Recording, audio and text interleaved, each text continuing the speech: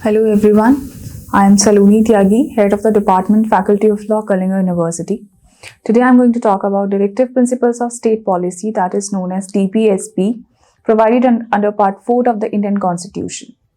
Directive Principles of State Policy have been in vogue since India got independence. Its contravention with the fundamental rights has been the point of contention in the courts. The non-justiciability of DPSPs has always been a moot point in the Indian legal system. DPSPs are the non-justiciable part of the Constitution, which suggests that a person cannot enforce them in the court of law. Enforceability of DPSP. The provisions contained in the part shall not be enforceable by any court of law, but the principles therein laid down are nevertheless fundamental in the governance of the country, and it shall be the duty of the state to apply these principles in making laws. When we talk about DPSP and fundamental rights, they both are complementary and supplementary to each other. On the one hand, Part 3, which talks about fundamental rights, it limits the power of government and restrains the state from making any law which contravenes with the interest of its people. On the other hand, Part 4 helps the state in making a law which harmonizes the interest of its people.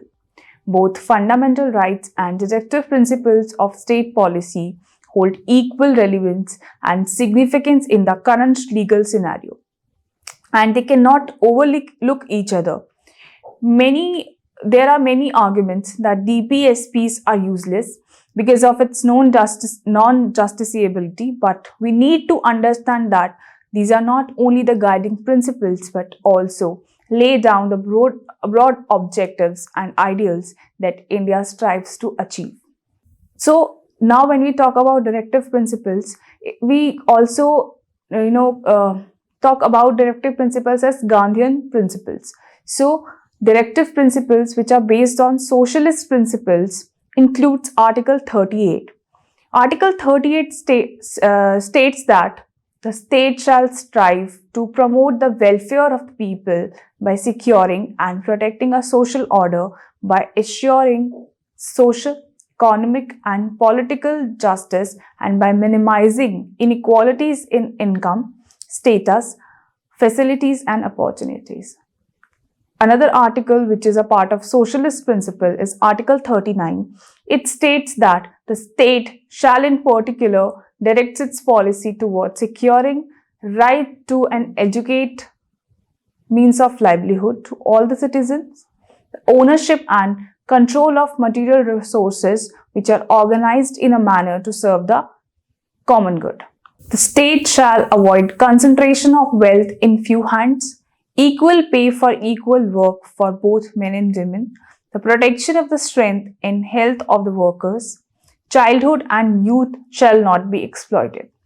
Another article which is a part of it is Article 41. It says that to secure the right to work, to education and to public assistance in cases of unemployment, old age, sickness and disability. Article 42 says that the state shall make provisions for securing just and humane conditions of work and for maternity relief. Article 43. It says that the state shall endeavor to secure to all workers a living wage and a decent standard of life. Article 43A says that the state shall take steps to secure the participation of workers in the management of industries. Article 47 says that to raise the level of nutrition and the standard of living of people and to improve the public health. Article 46 says that the state shall promote educational and economic interest of the weaker sections of the people, particularly that of the SCs, STs and weaker sections. Article 47 says that the state shall take steps to improve the public health and prohibit the consumption of intoxicating drinks and drugs that are injurious to health. Article 48 says that to prohibit the slaughter of cows, calves and other milks and draught cattle and to improve their breeds. There are few directive principles which are based on the liberal and intellectual principles. So when we talk about the directive principles which are based on liberal and intellectual principles, it consists of Article 44, which is in talks nowadays. Article 44, the state shall endeavour to secure for the citizens a uniform civil code, that is UCC, throughout the territory of India. Article 45, to provide early childhood care and education for all the children until they complete the age of 6 years. Then there is another article which is a part of liberal intellectual principles, is Article 48, to organize agriculture and animal husbandry on modern and scientific lines. Article 48A, to protect and improve the environment and to safeguard the forest and wildlife of the country. Article 49, the state shall protect every monument or place of artistic or historic interest. Article 50, the state shall take steps to separate judiciary from the executive in the public services of the state. Article 51 says that it declares that to establish international peace and security, the state shall endeavour to. It says that all the citizens should maintain just and honorable relation with the nations, foster respect for international law and treaty obligations. They should encourage settlement of international disputes by arbitration. Now, when we talk about DPSP, that they are the non-justiciable part of the Indian Constitution. Now, let's talk about the amendments in DPSP, whether we can make the amendments in the DPSP and how many amendments we have made till date in the DPSPs. So, 42nd Constitutional Amendment 1976 introduced certain changes in the Part 4 of the Constitution by adding few directives. First one is Article 39A. It talks about to provide free legal aid to the poor. Article 43A, participation of workers in management of industries, and for Article 48A, to protect and improve the environment.